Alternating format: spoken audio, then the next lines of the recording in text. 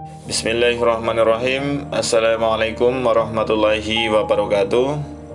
Selamat pagi anak-anakku SD Negeri Rejowinangun Selatan 2. Semoga anak-anak diberikan kesehatan selalu, diberikan semangat untuk belajar, tidak boleh bosan. Alhamdulillahirrabbilalamin. Pada kesempatan kali ini Pak Farid akan menyampaikan tentang hari yang sangat penting, yaitu bertepatan pada hari ini juga, pada 17 Ramadan. Yaitu tentang apa anak-anak? Ya, tentang Nuzulul Quran. Ada yang sudah tahu apa itu Nuzulul Quran? Nah, pasti ada yang sudah tahu dan ada yang belum tahu. Oleh karena itu, hari ini Pak Farid akan menjelaskan tentang peristiwa Nuzulul Quran kepada anak-anak semua. Diperhatikan ya. Silakan yang ingin mencatat atau ingin menulis diperbolehkan. Yang penting nanti anak-anak paham apa itu tentang Nuzulul Quran. Ya, siap ya? Ya. Nuzulul Quran adalah sebuah peristiwa turunnya Al-Quran, kitab suci yang sangat penting bagi umat Islam, bahkan di seluruh dunia.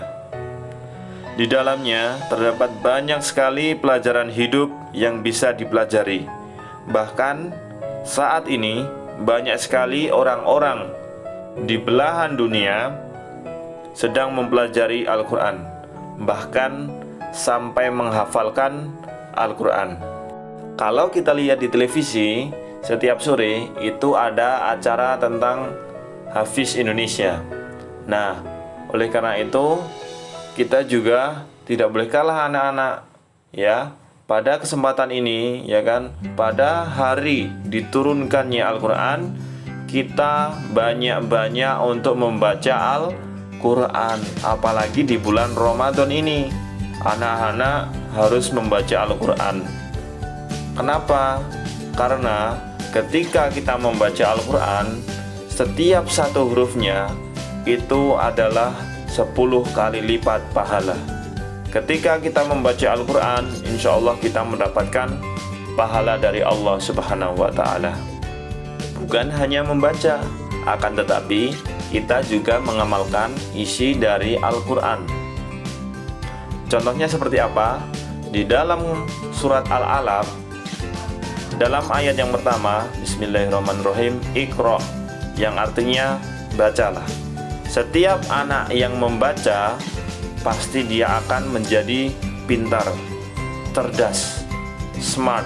Oleh karena itu, anak-anak harus semangat untuk membaca Al-Quran. Siap ya anak-anak? Baik. Yang selanjutnya adalah tahapan penurunan Al-Quran.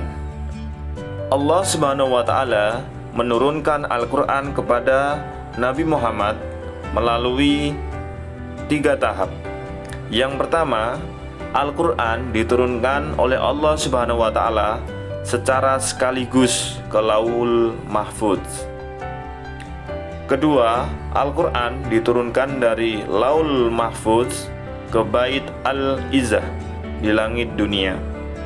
Yang ketiga, Al-Quran diturunkan dari langit dunia kepada Nabi Muhammad SAW melalui perantara malaikat Jibril. Jadi, Allah menurunkan Al-Quran yang pertama itu ke Lauhul Mahfudz. Kemudian Allah menurunkan setelah dari Lauhul Mahfudz itu ke langit dunia. Setelah Allah menurunkan ke langit dunia, kemudian Allah menurunkan kepada Nabi Muhammad melalui perantara malaikat Jibril. Nah, seperti itu ya, tahapan penurunan dari Al-Quran. Jadi Al-Quran itu diturunkan oleh malaikat Jibril. Yang selanjutnya adalah masa turunnya Al-Quran. Masa turunnya Al-Quran dimulai dari tanggal 17 Ramadan sampai 9 Dzulhijjah. Al-Quran diturunkan secara berangsur-angsur atau bertahap selama 22 tahun, 2 bulan, 22 hari. Masa kini penurunan Al-Quran dibagi menjadi 2 periode, yaitu periode Mekah dan periode Madinah. Pada periode Mekah dimulai ketika ayat pertama kali diturunkan pada 17 Ramadan tahun ke-41 hingga awal Rabiul Awal tahun ke-54, yaitu sewaktu beliau akan berhijrah meninggalkan Mekah menuju Madinah, yaitu selama kurang lebih 17 tahun 5 bulan 13 hari. Surat-surat yang diturunkan di periode Mekah maka disebut dengan surat Makkiyah. Periode Madinah. Periode Madinah dimulai sejak Nabi Muhammad SAW berhijrah ke Madinah sampai turunnya ayat terakhir pada 9 Dzulhijjah, yakni selama 9 tahun 9 bulan 9 hari. Surat-surat yang diturunkan pada periode Madinah, maka surat-suratnya disebut surat Madaniyah. Nah, perlu diketahui bahwa tidak setiap surat Makkiyah berisi ayat-ayat Makkiyah. Begitu juga sebaliknya secara keseluruhan. Sebab tidak jarang di dalam surat-surat Makkiyah terdapat pula ayat-ayat Madaniyah. Begitu pula sebaliknya. Yang selanjutnya, hikmah penurunan Al-Quran secara bertahap. Diturunkannya Al-Quran secara bertahap telah memberikan beberapa hikmah yang sangat besar sekali pada Nabi Muhammad SAW dan para sahabatnya. Di antaranya yang pertama, untuk memperkuat hati Nabi Muhammad SAW. Yang kedua, untuk memberikan kemudahan kepada para sahabat dalam menyimak, mempelajari, memahami, dan menghafalkan Al-Quran. Yang ketiga, ayat-ayat Al-Quran yang diturunkan selalu sesuai dengan situasi, kondisi, dan perkembangan. Yang keempat, agar ayat-ayat Al-Quran yang diturunkan dapat diterima dan dihayati oleh para sahabat secara lebih mendalam.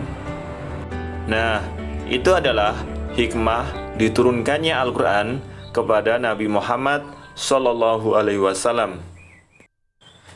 Dan hikmah yang bisa kita ambil yaitu Al-Quran sebagai pedoman hidup. Yang kedua, sebagai pemberi peringatan kepada umat manusia. Yang ketiga, sebagai media pemberi informasi tentang kisah-kisah atau pelajaran di masa lalu.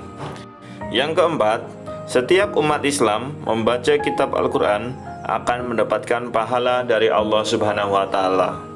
Semoga dengan materi ini anak-anak bisa membaca Al-Quran setiap hari, kemudian menghafalkannya, dan anak-anak bisa mengamalkan isi Al-Quran tersebut. Mungkin itu saja pada kesempatan kali ini materi yang Pak Farid sampaikan. Kurang lebihnya Pak Farid mohon maaf. Jika ada tutur kata Pak Farid yang tidak berkenan di hati anak-anak, Pak Farid mohon maaf yang sebesar-besarnya. Jika ada benarnya, itu hanya dari Allah Subhanahu wa Ta'ala. Terima kasih. Wassalamualaikum warahmatullahi wabarakatuh.